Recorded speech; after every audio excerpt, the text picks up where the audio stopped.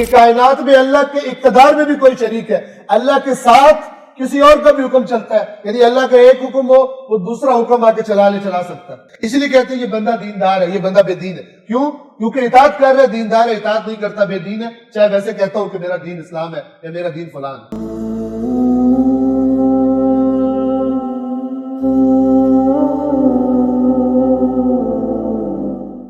آیت نمبر 52 وَلَهُ مَا فِي السَّمَاوَاتِ وَالْأَرْضِ، اور جو کچھ آسمانوں اور زمین میں ہے صرف اسی کا ہے۔ یہ کتنی دفعہ ریپیٹ ہوا ہے؟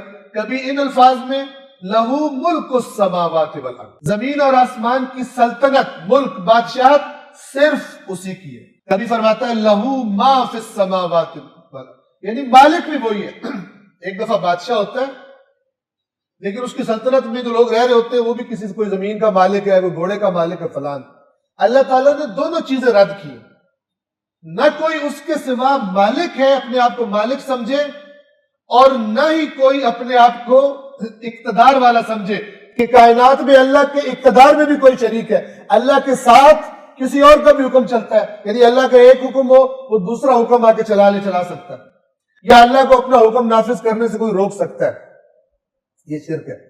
اسی طرح کوئی کسی کو آسمانوں اور زمین کی ملکیت میں کسی کو شریک سمجھے، یہ دونوں چیزیں اللہ نے اقتدار بھی اور ملکیت بھی غیر اللہ کی رد کی ہے پورے قرآن میں 20 مرتبہ۔ اور جو کچھ آسمانوں اور زمین میں ہے سب اسی کی ملکیت ہے۔ وَلَهُ الدِّينُ وَاسِبًا، اور دائمی اطاعت بھی، یعنی ہمیشہ کی اطاعت بھی صرف اسی کے لیے، جس کو کبھی مخلصین لہ الدین، دین کو یعنی اطاعت کو اس کے لیے مخلص کرو۔ دین قوانین کے مجموعے کو بھی کہتے ہیں، اور اسی سے پھر ان قوانین کی اطاعت کو بھی دین کہا جاتا ہے۔ اس لیے کہتے ہیں یہ بندہ دیندار ہے، یہ بندہ بے دین ہے۔ کیوں؟ کیونکہ اطاعت کر رہا ہے، دیندار ہے، اطاعت نہیں کرتا بے دین ہے، چاہے ویسے کہتا ہوں کہ میرا دین اسلام ہے یا میرا دین فلان ہے۔ لیکن آپ پوچھیں کسی کے بارے میں جو آپ سوال کرتے ہیں بندہ دیندار ہے یا دیندار نہیں ہے، تو آپ کیا پوچھ رہے ہوتے ہیں؟ پابند ہے دین کے احکام کا یا پابند نہیں ہے؟ تو چاہے بڑا زبردست اس کا سرٹیفکیٹ ہو مسلمان کی پیدائش کا، آپ کیا کہیں گے؟ دیندار نہیں ہے، بے دین بندہ ہے۔ یہ دین کا یہاں مطلب ہے۔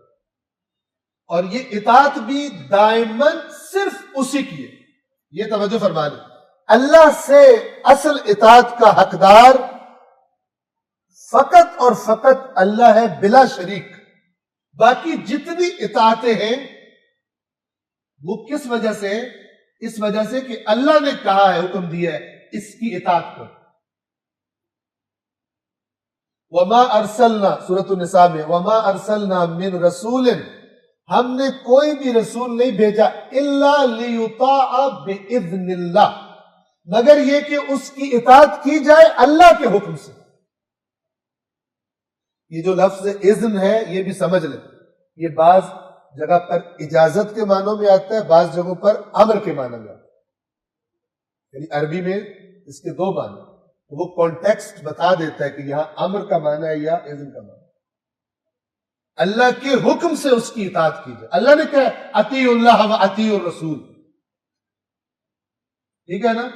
اگر یہ کہا جائے نا اللہ نے اجازت دی ہے رسول کی اطاعت کی، تو پھر کیا ٹھیک ہے اجازت دی ہے لیکن ضروری تو قرار نہیں دیا نا، اگر میں چاہوں تو کر لوں، اللہ کچھ نہیں کہے گا، یہ نہیں ہے۔ بِإِذْنِ اللہ یعنی بے امر اللہ، اللہ نے کہا ہے، امر دیا ہے اطیعوا اللہ و اطیعوا الرسول، اور پھر مثلا اللہ نے کہا ہے وَأُولِي الْأَمْرِ، جتنی بھی اطاعتیں ہیں وہ اللہ کی اطاعت کے سائے میں، اور کسی مخلوق کی اطاعت کبھی بھی اللہ کی نافرمانی کر کے یہ جائز نہیں ہے، حرام ہے۔ شریعت میں کسی کی اطاعت نہیں کی جا سکتی جب اس کی اطاعت میں اللہ کی نافرمانی پائی جاتی ہے۔ صلوات پڑھیں محمد والے۔ اور جو کچھ آسمانوں اور زمین میں ہے سب اس کی ملکیت ہے، اور دائمی اطاعت صرف اسی کے لیے ہے۔ افغیر اللہ تتقون، پھر یہ سارا کچھ جاننے کے بعد بھی تو کیا تم اللہ کے سوا دوسروں سے ڈرتے ہو؟